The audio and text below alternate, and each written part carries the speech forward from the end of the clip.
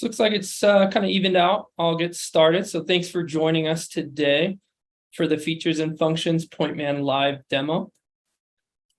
Presented by ProStar, the world leader in the development of precision mapping solutions.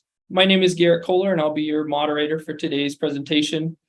We also have Max here, who will be doing the PointMan demo for y'all, and Peter Schreier, who is our chief GIS scientist, who will be here to answer any technical questions. And without further ado, I'll turn the screen over to Max Moreland, and he can show you a little bit more about PointMan. All righty, let me get this screen shared. If everyone can see that okay, we'll get moving. Alrighty. Looks like it's good to go. Cool.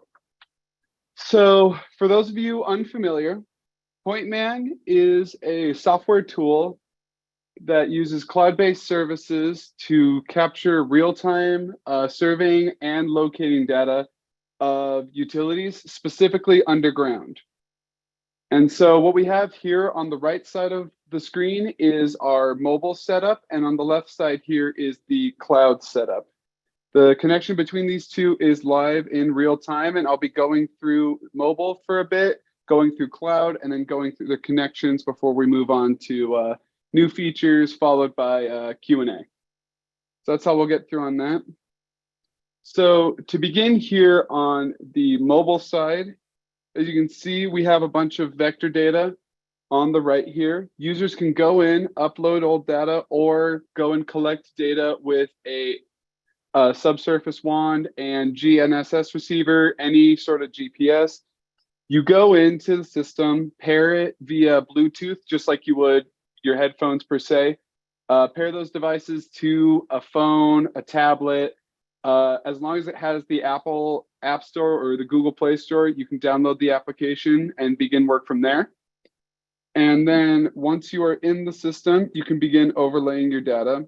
So we can see here, we got a bunch of data set up. We have layers where we can organize all of this data.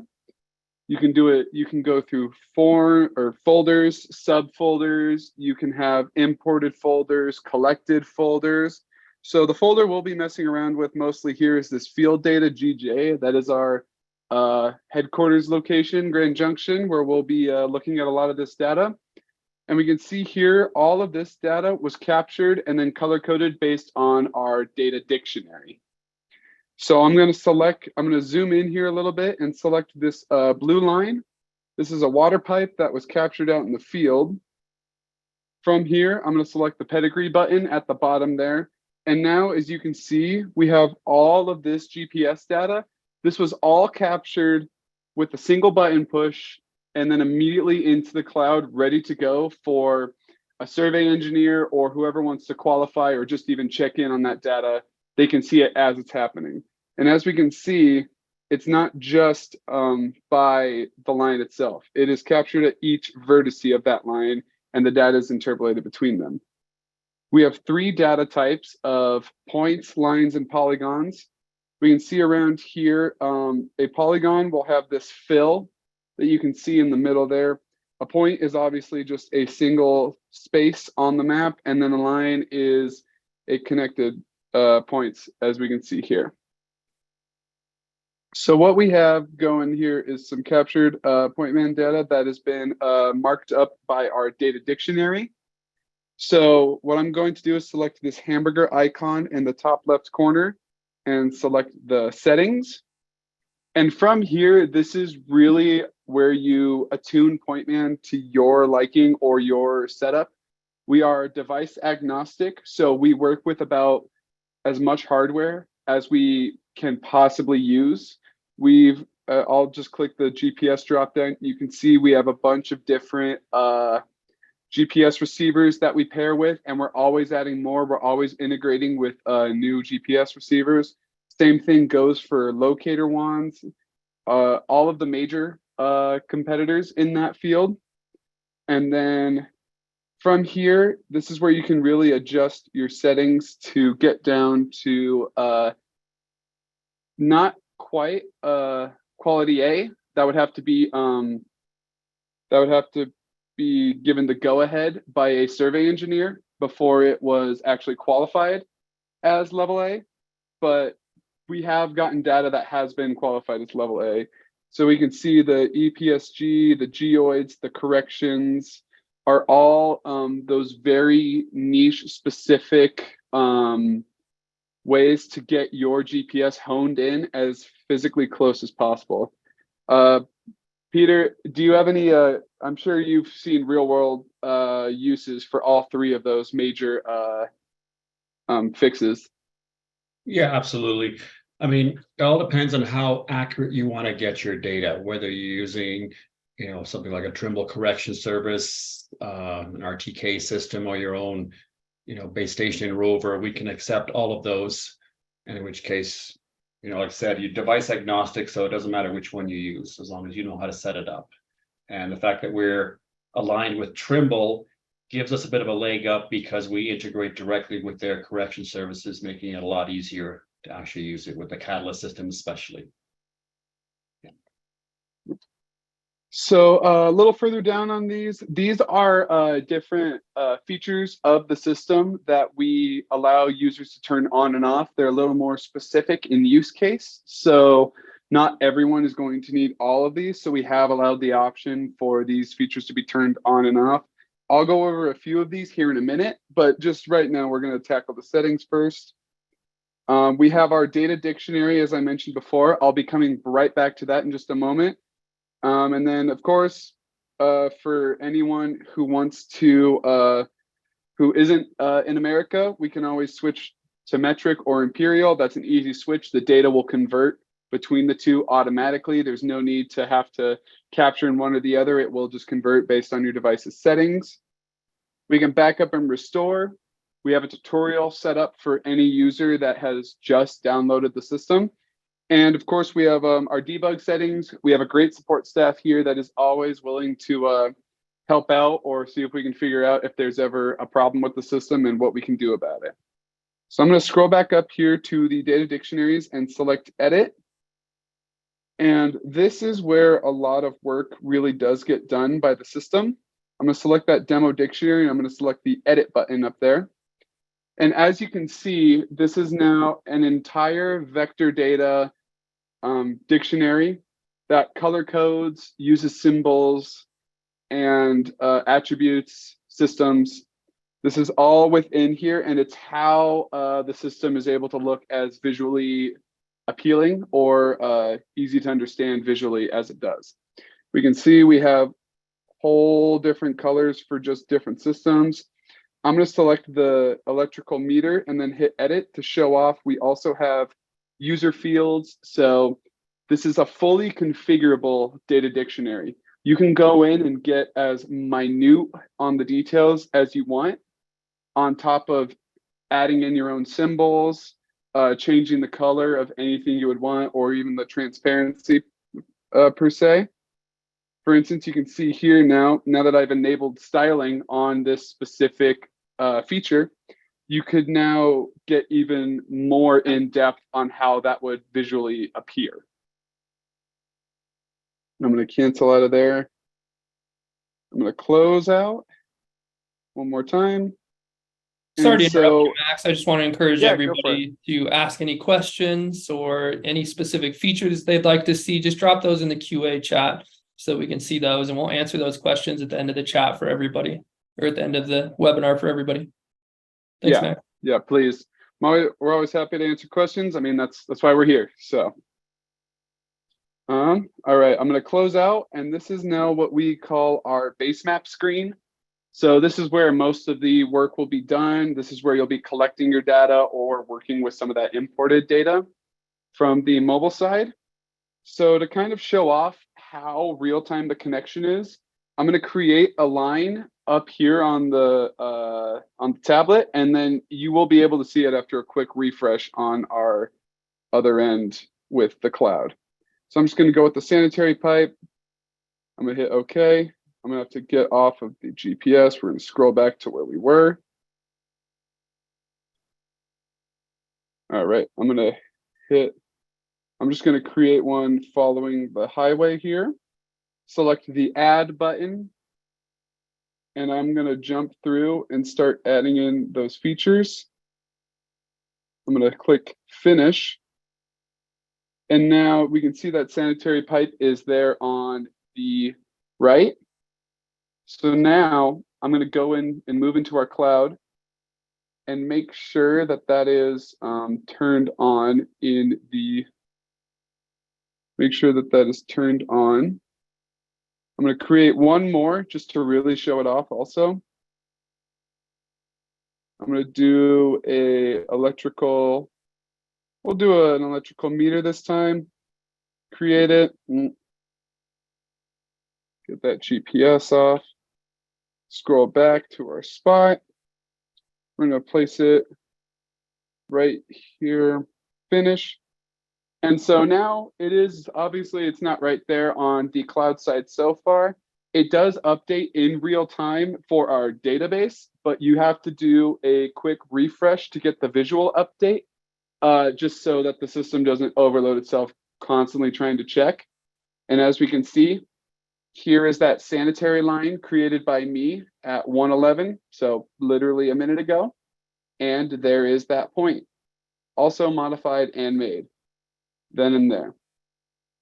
So that's our mobile side. I'll take a second if you guys want to think of any good Q&A questions for the mobile side of the system, how we use it on a tablet, some of the other functionalities. And from there, then we can go on to the cloud and we'll get moving there.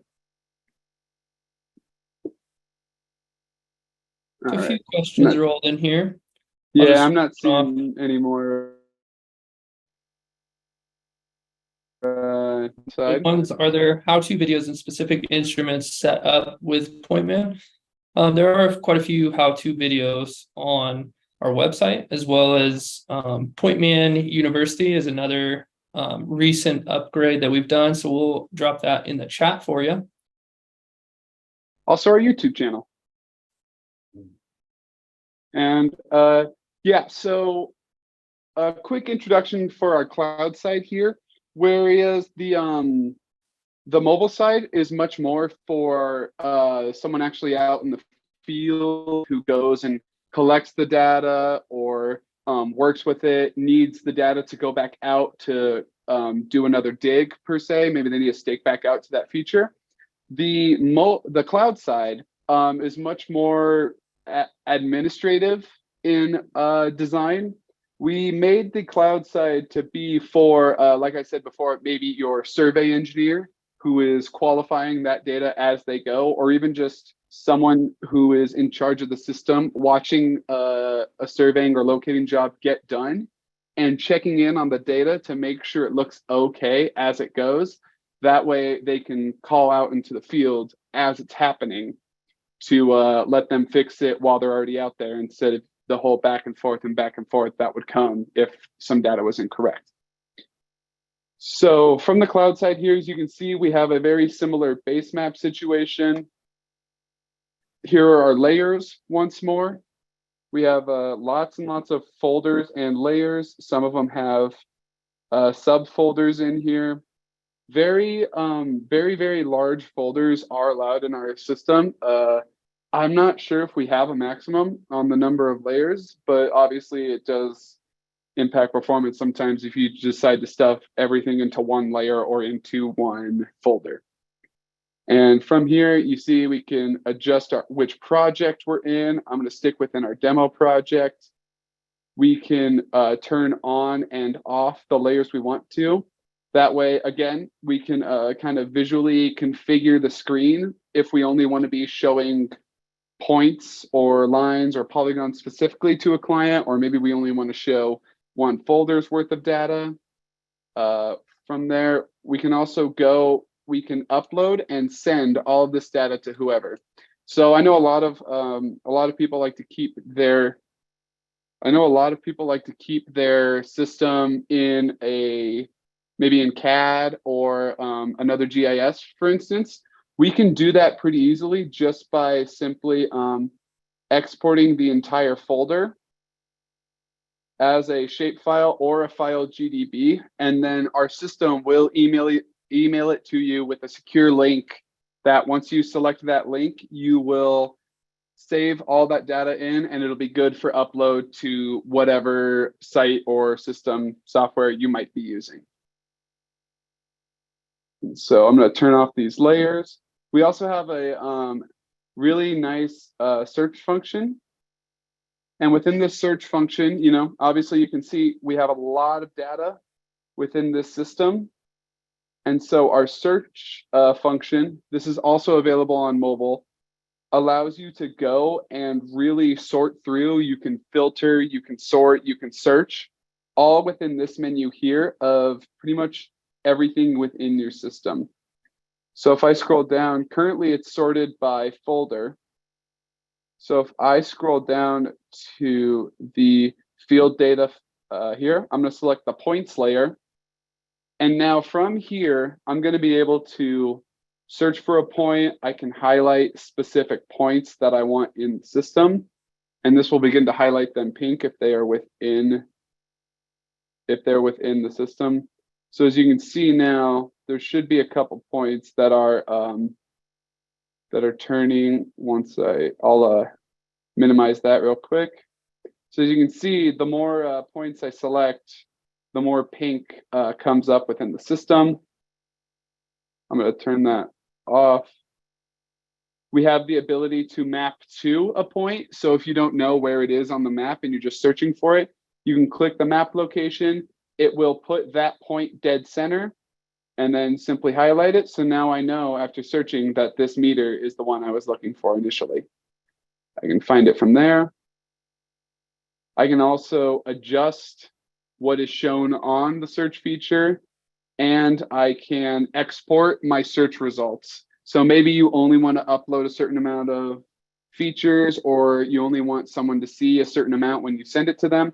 You can go through, set up some filters within the system, such as maybe I only want someone to see my electrical components. I'm going to go with system is electrical.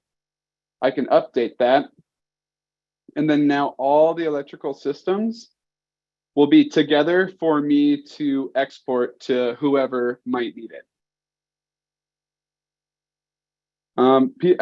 Peter, you're one of the you're one of our top surveying engineers. I'm sure this search feature has been more than handy in times like this, especially when it comes to qualifying or grading data.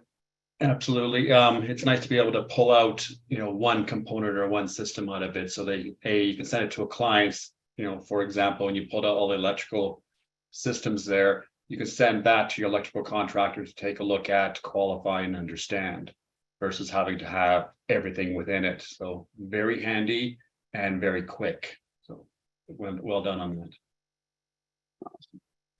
And so from the base map, pretty similar to how we function within the actual mobile site itself too.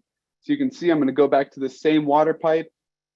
We have a street view. Depending on if Google has the street view of it ready, we can go look at that pedigree again just as easily as last time. We can go through, we can attach a form or a file, a photo, if we wished, to the system.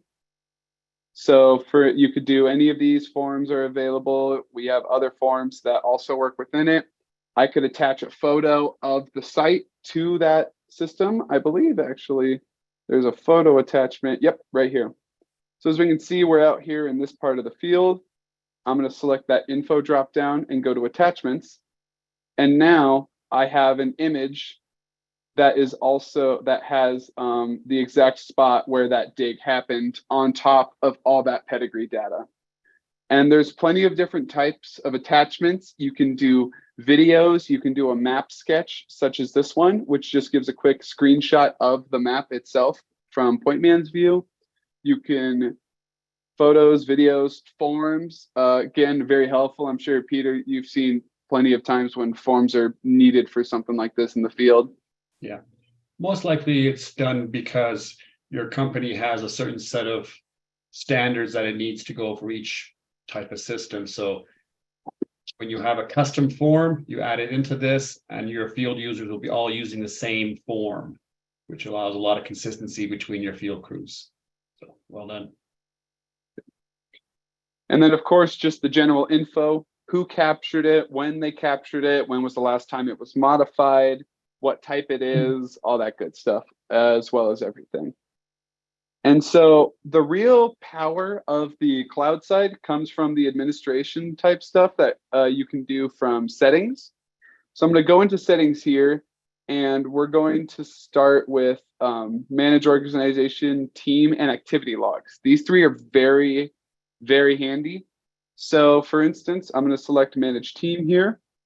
And within it, now that I'm going to maximize this screen real quick, actually. That way it'll be a little easier for everyone to see. So as we can see here, we have every user within your environment. All together, you can see what user type they are. You can look at the permission levels they have. And this is another really handy feature that a lot of our cloud users have come to really appreciate, is the ability to alter permissions. So within our system, you can set it to where only specific users can only look at what you want them to.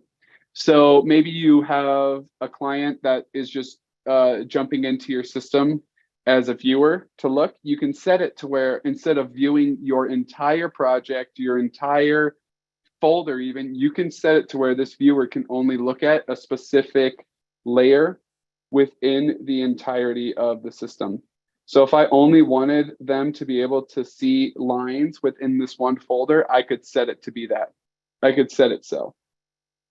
You can make them an organization admin. It's very, very, very, specific how specific you can get to those permissions. So I'm going to click cancel so I don't accidentally take away one of our poor developers' permissions. Another one that's really people have really grown fond of is our activity logs. So this way, you or whoever the administrator of your system is can go in and keep an eye on what people are using. That way, if maybe someone out in the field accidentally deletes something, they can recover that delete by simply going down. I can see that I deleted something personally just earlier today. I can open up that activity, and then this blue arrow will allow me to recover that feature later on. That's a brand new feature we've added maybe in the past 3 months or so to the system. We're constantly updating the system and constantly trying to improve on what we do. And so from these activity logs, you can also export it as a CSV if someone wants to keep an eye on it. You can sort by time. You can also filter out. Maybe I only want to see activity between a certain date and time, or I want to see only activity done by a specific user in our system.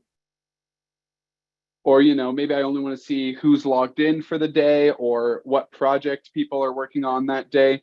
I can do that all again from the administrating or the activity log side.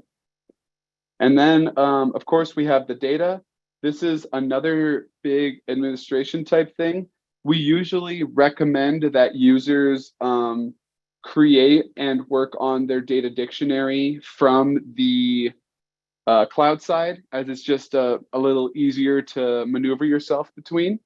So as you can see, the exact same data dictionary as before, where we have everything color-coded, set up with the different attributes and such. You can copy a feature if you want to put it into another dictionary or another system even. You can go and change the color of the system. You can add symbols. I believe there's a symbol on the sanitary. Yep. So as you can see, if I wanted to, I could go in and edit this component. I could add more attributes, or I could just simply change the style. Right now, that is a symbol. But if I wanted to, I could switch that back to being a dot that is color coded with the rest of the system. We'll keep it at symbol for the time being. I'm going to click save there. And all of this again is updated immediately through your entire system. So if someone is making a change on the cloud side, as long as they give it a refresh on the mobile side, any changes to the data dictionary or the permissions will be ready to go right then and there. Next, we have symbology. This is where you can upload different symbols, such as 811, to your system. Maybe you have 811 setups within our system. We are also 811 compatible. I'll show that off here in a second. So you can go in, you can edit symbols, you can add new ones, you can take the old ones away. And it's really, again, just for more map configuration, more visual clarity. These are the forums I was referring to. This section just allows you to turn it on or off for a specific user and project. That way, not every project needs every form, so you can have it set up specifically the way you want within that system. And then site calibrations are another very technical, if you want to get down to that super accurate GPS setup. You can actually set up a site calibration for your entire project, and then each individual user doesn't have to create one. I mean, I'm sure, Peter, you've seen site calibrations used all the time, hundreds of times. Yeah, just on a, I guess, further explanation of a site calibration. If you're using or want to go into a CAD system, it's common to put the grid to ground scale factor into the site calibration. That way you're using directly the CAD coordinates that you've set up. There's a question in the question and answer that I'm just going to answer there directly, but just as a push to everybody else, if you have a grid to ground scale factor, you can enter that into your site calibration, and we'll be using that as well. Awesome, thank you, Peter. And these last two here are purely, so this help button will allow you to go directly to our help wiki. This has every single feature that we have or have added is in this wiki with a full walkthrough with screenshots along with it to help you create or to help you run PointMan as smoothly as possible before problems start running. Another great way to navigate your way through PointMan, the mobile side also has this from the settings or the hamburger. It's the exact same question mark icon as you can see here, just on the mobile side. Actually, I'll just pull that real quick.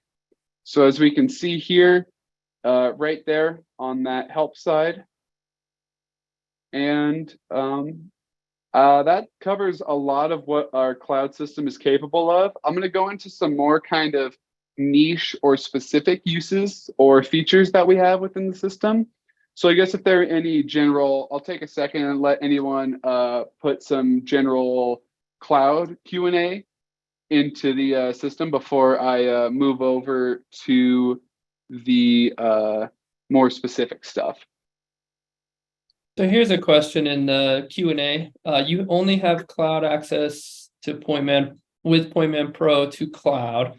If you have PointMan Plus, then you have to export and cannot see on desktop.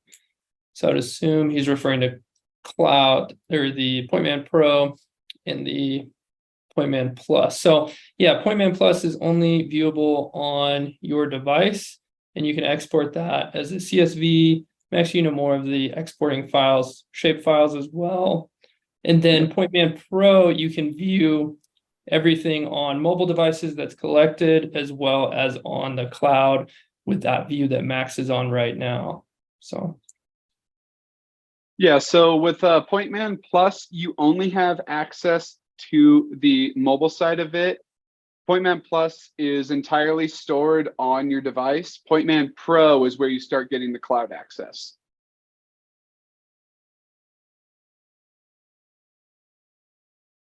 Looks like there's not any more questions.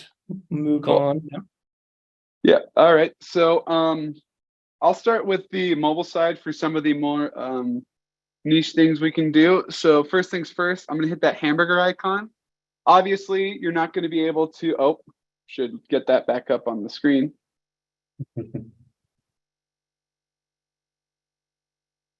So within the system, you can see we have this go offline option right next to the settings here. Obviously, not all the time you're going to be able to go out and capture data with a perfect internet connection or even any internet connection. And so what we've done is we've created a way for the system to download all the relevant data you might need and begin just storing that information on itself before it goes and ships that off to the cloud once you go back online. So someone would basically, zoom out to get the map info of where they needed to be, right? Maybe I needed an extra wide spot. So then I would go select that go offline button, make sure I download everything that I need on that system. And then I would no longer have an internet connection from the app. And I just, excuse me. And then I would just collect my data as normal and then select go online, and it would begin uploading that into that cloud immediately once it's back online. So I'm going to hit that cancel button. Another couple things we can do are those settings I mentioned earlier that you can turn on and off. So I'll go through a few of these. The first one just lets you start the GPS when you begin capturing a point. We saw that a couple times when I was creating a point to show between the cloud and the mobile. Just helps make the workflow a little easier. The staking option is very helpful if you have to go back out and dig once more, because what this will allow you to do is find your way back to exactly where you captured that point. So as you can see, we have captured data here, and all you have to do is hook yourself back up to a GPS receiver, select whichever feature you want to find. So I'm just going to go with the electrical meter I made earlier, and you can see there's a stake button at the bottom there. If I press that, it'll now turn on my GPS, find us at our headquarters, and you can see the entire system, my accuracy, my GPS, how far west and how far south or east or north I would need to go to get back exactly to that system. Really handy, especially if you're digging again. Probably the feature that saves people from causing line strikes more than anything else once it's already in the system. So super helpful, saves money, saves time, saves lives. I'm going to go back into our settings here. Our directions option, let's say, like me, I was very far away from where the point I wanted to be was. We just select that point, hit the directions. It'll bring up Apple Maps or Google Maps if you're using an Android device and give you exact route directions to get there. Let me go back here. Feature lock just allows you to start collecting multiple points at once. You don't have to go through and choose each point specifically each time. You can begin just capturing an electrical point, just select OK for the next one and OK for the next one as you go through. Split and join is pretty neat. A lot of people tend to like this one. So let's say we have a line here. If I hit the move button, I'm going to ignore that warning for a sec. And now I'm going to be able to split that line apart if I wanted to call these two separate lines now. So maybe I choose,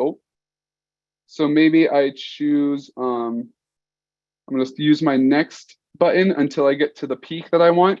I'm going to hit that split button. I'm going to split it into two lines.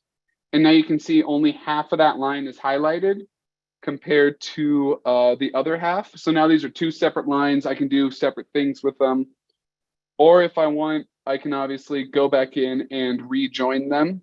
So I hit that join button. I hit that old line that was up there. Once that white box comes up, I hit that join button.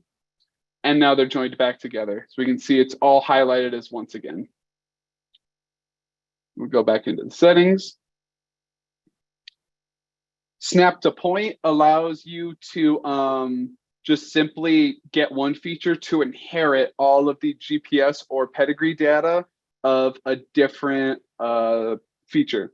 So for instance, let's say I wanted to move this point. Now that I know it's on top of another point somewhere, I'm going to hit that move button. if I hit the snap button, and if I choose that electrical, I can confirm that and then finish. And now, as we can see, the 1 point is gone, and there's now 2 points exactly on top of each other with identical GPS data. Very helpful if you maybe want to interpolate a line between 2 points you've captured, for instance. Let's see, how many more do we got here? Furnace features is just to make the system a little easier to see. We have measured depth, which allows you to create or input a feature's depth if you happen to already know it from an as-built or something. That way you don't need the locator, or you can just have it in the system to mark out. Move confirmation just lets you know that when you begin to move a system that was already created with GPS data, it will lose that pedigree data unless you are hooked up to another GPS receiver like you were before. You can preserve your locating pedigree, and that simply allows us to locate the first time and then survey that locate on a second time back. You don't have to do everything at once with that setting. And connection error is just simply if you're having trouble getting everything to work via Bluetooth. We'll have a menu that'll have some quick pointers for you to make sure you're really getting that best connection or trying everything possible. If there's any other questions on the more niche stuff for the mobile, I can move on to cloud here. I will show off the search report for the mobile also. I mean, it's a little different visually, but it works almost identically. As you can see, we have all the layers within it. I'm just going to select this line layer. From here, again, you could add a filter.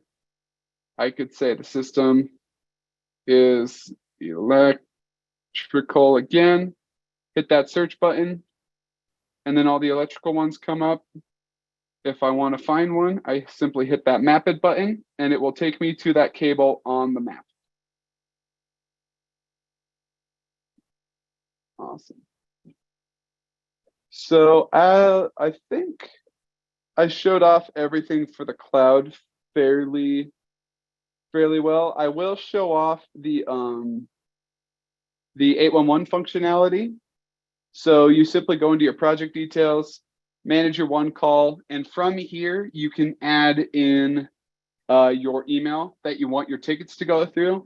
Peter's probably much more experienced at explaining how we work with one call than I am. If you want to take that away, Peter. Sure, I can. One call is set up within your one call system. So we would have to have some kind of understanding of where you are and which one call, state level that you're working with. And once we have that, what we can do is the one call tickets are generally emailed to us. And what we do is we set it up so that we get the email as well. We parse your email ticket, and what we'll do is pull all the relevant information out of that ticket and graphically show it within a polygon on the screen and say, okay, here's the location that we have to get cleared for you. We have what's called a positive response, and that what you can do is once you have that information from your 811 center, your one call center, go in there and locate all the relevant information that you've been requested. Once you have that, you can go, okay, I have cleared this polygon as a positive response, send it back up to your 811 service as what we call a positive response to say, yes, this has been cleared, or this has not been cleared. Or, for example, a lot of them have what's called a time limit on how long you get it. It will give you warnings to say, okay, you've exceeded your 30 days to get this. Please, explain yourself or reiterate it. All that is all built into the system. So, but it has to be set up, with the one call center to basically understand their tickets. Something like that, you basically we would work with you to set it up for it, designed for enterprise clients. Awesome. Thank you, Peter. And so I guess for now, what I will like to go over is I'm going to kind of show off, or at the very least, tell you guys about a lot of the new features we've added in the past year.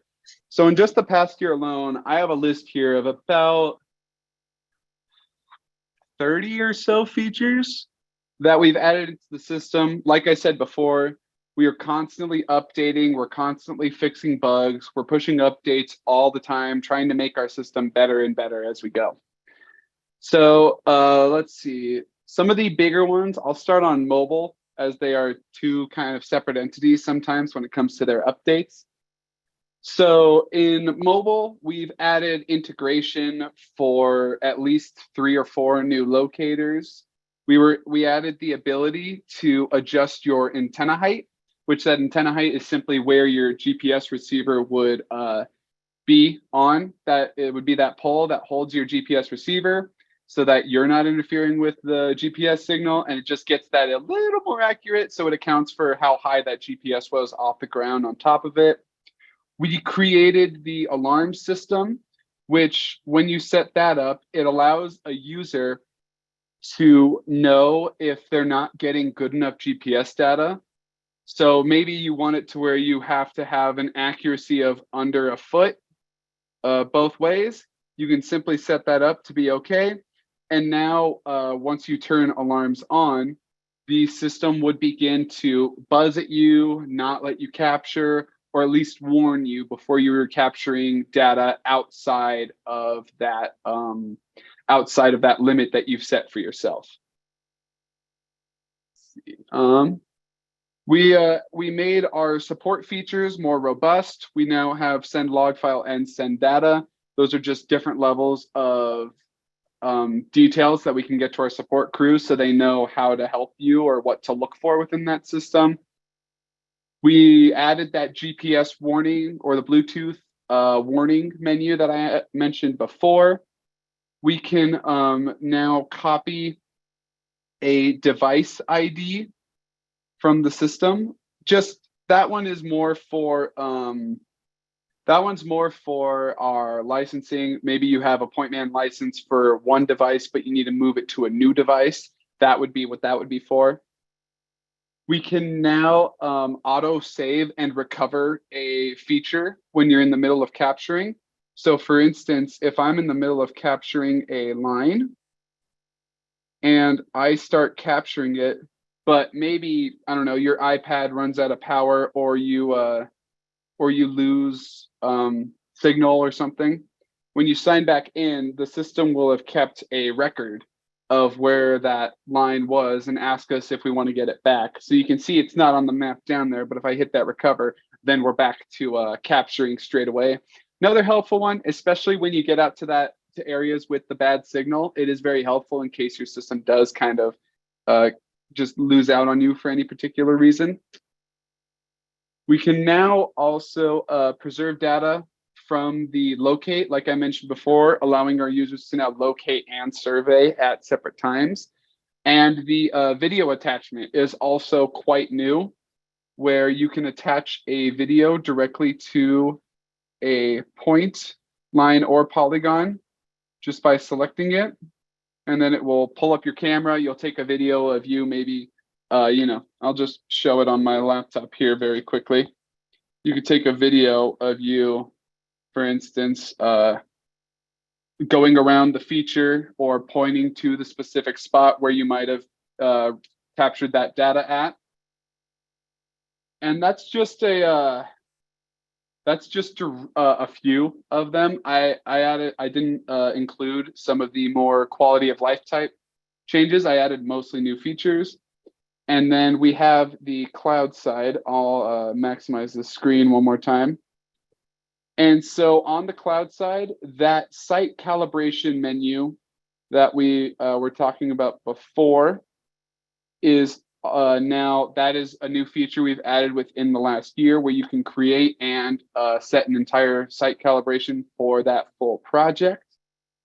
We can now upload raster imagery for our enterprise clients. That one allows you to, drone imagery. I mean, I'm sure Peter knows the examples of why it would be wanted to be used much more than I would. Yeah, right now we have the Google Maps, a very standard high resolution, I think it's 6-inch resolution Google Maps. We also have Bing Maps, OpenStreetMaps, and everything available. But, a lot of our clients, especially on industrial sites, fly drones or purchase satellite imagery or airborne imagery on a daily, weekly, monthly basis. And what we can do now is upload those, raster imagery to replace, if you want to call it, the Google Earth imagery that is already there. That way, users have that up-to-date imagery of the map just in case they need it. They can turn that on and off like a layer. We have the ability now to make an attribute mandatory.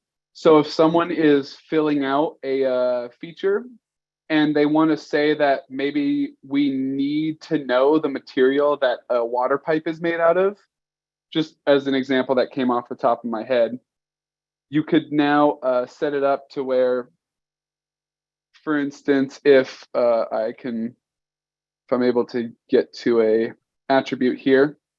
So for instance, I can go in, edit this component, and now make it that every single attribute has to be filled out within that component. Just another helpful thing that eliminates mistakes that could happen every now and then, really just kind of helping the flow of the work.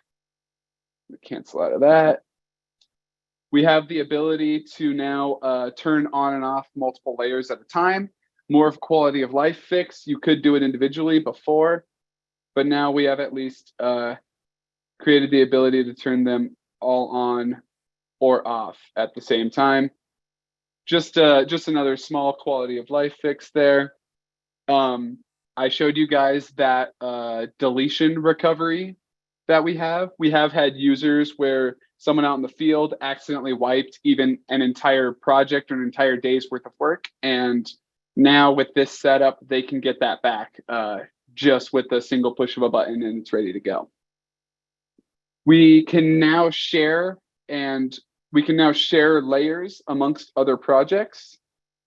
So for instance, if I wanted to share one of these, I would just simply have to find one that is good enough to share. All right, here we go. And so you can see we have this button here. Now I can choose any of these projects to go and fill in to another folder or layer. And once that's in another layer, I can click save, and it will now be on both this project and the next project. And we have a new move feature that will be coming out within the next couple weeks that will allow you to just take one feature, one folder, one layer, and move it entirely to another project, or even just another feature to another layer or folder if you wanted to. We can also copy a component on the data dictionary to move it to another one. That's another new feature that was added within the last, in 2023. We can share features. We've just recently integrated with our very first GPR unit. So now we have GPR units starting to come into the pipeline in terms of integration. And finally, yeah, you can recover from the activity logs like I mentioned before. And I think that's all of the new features that we've had within the last year. I don't know, Peter, is there any of them that you can think of that I might have skipped over? Not that I can think of the top of my head, but you did a fantastic job. So thank you very much. Perfect. If that's the case, then I'd love to open up these last 10 minutes for Q&A. We'll start going through the list of unanswered ones. If anyone else has any questions, maybe you want to see something again, maybe you want a bit of a further explanation, now's the time. We're more than happy to get some questions answered while we're here. We got some time for it. So let's see. Looks like there's one question in there. What is PointMan's FXL equivalent? Oh, I could probably answer that. That's a data dictionary. Take a look at the data dictionary, it'd be the same thing. Perfect. Awesome.